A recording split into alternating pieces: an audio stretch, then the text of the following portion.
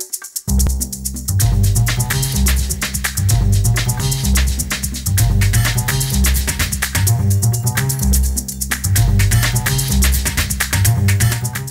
guys, I'm here with Gordon Pennington, the Managing Director of Burning Media Group, all the way from New York here in our Tampa studios today. Great to be here. Always great to see you. Last time I saw you was in New York. Yeah. Yeah, well thanks for being here. We didn't play any golf in New York. No, we'll have to do that again. Yeah. Gordon, you know, there's a lot of pressures out there, especially from the media, on our families. And the media, I don't think anyone would debate it, has an incredible influence on us and on our children as well. Tell us a little bit, as a marketing guy, more about how media really does influence us. Well, there are a lot of platforms that are reflected when you use the term media. So it could be news media, it could be various commercial platforms and non-commercial platforms, but basically there's a barrage of messages coming at kids today, coming at families today, coming at people today from every angle, whether it's outdoor media, whether in your car, we've got a headset on, whether you're looking at your smartphone, whether you're looking at television, whether you're looking at the internet. Everywhere you turn, it seems like there's more media. So it takes a little bit of media savvy and media skill, if you will, to know what you might want to tune into more closely and what you might want to avoid. What form of media do you think is the most significant form that is influencing our children today, or is there one?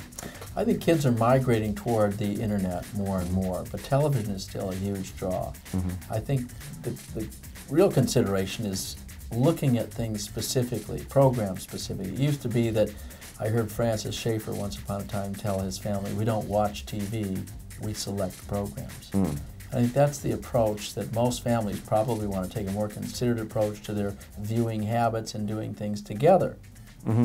So I'm a parent, and I've got a responsibility to guard my children's heart, to protect them from these outside invaders.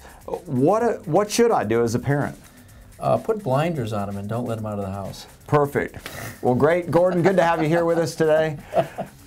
What should we do? Obviously, we want our kids to be educated. We want them to be aware of the beauty and the mystery and the wonder of the world around them, but that includes so many product placements, as I said, outdoor media. It's hard to get away from it. So if we're going to participate in Western civilization to the extent that we live in a media-saturated society, we may as well, we don't like it necessarily, but we may as well deal with the notion that we're going to have to constantly be discerning. So I think the greatest thing you can teach your kids is to have some basic level of discernment. Is this a good thing or a bad thing? Is this the truth or a lie? What happens when truth is subjugated by something that is surrounded by falsehood? A little truth with a lot of lie means that the truth is sullied. So you have to basically teach your kids reasoning skills.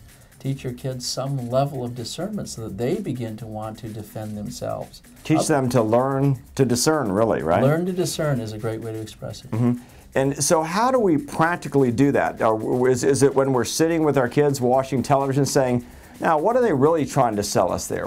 How should we approach it from a practical standpoint? I remember with my mother, we were walking in the streets of Paris once, and there were some shall we say, risque magazines, which were pretty commonplace in Paris. My mother kept putting her putting her hands around my eyes when I was a little kid. And I remember that just made me want to look more. Like, what is it that I'm being told to avoid? That's natural instinct. That's the curiosity of fallen human beings, the extent that we are broken and we want to feel like we are not being kept from something that might interest us.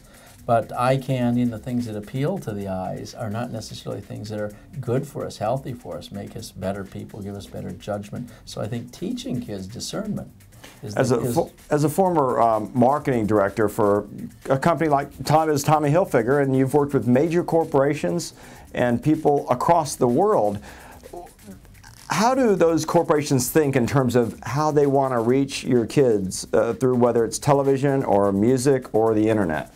A lot of money is spent every year thinking about how people's needs, wants, and desires translate into the marketplace. So with that kind of research, people are pretty dialed in quantitatively and qualitatively into how they're going to message things for your family, for your kids. And frequently, the interesting thing is the influencer is not necessarily the decision maker, the person who pulls out the purse or wallet. For example, if the kids are driving by a fast food chain, you got the 8-year-olds in the back seat that are chiming in and say, we want to go there. Mm-hmm. And dad may be driving and mom may have the purse or the pocketbook, but there's a collective process. So it's important for families to recognize that their kids may be being bombarded with messaging that is not directed to the parents, so the parents aren't aware that the kids are going to get some mm-hmm. value incentive meal with a toy or something that's tied into a popular film.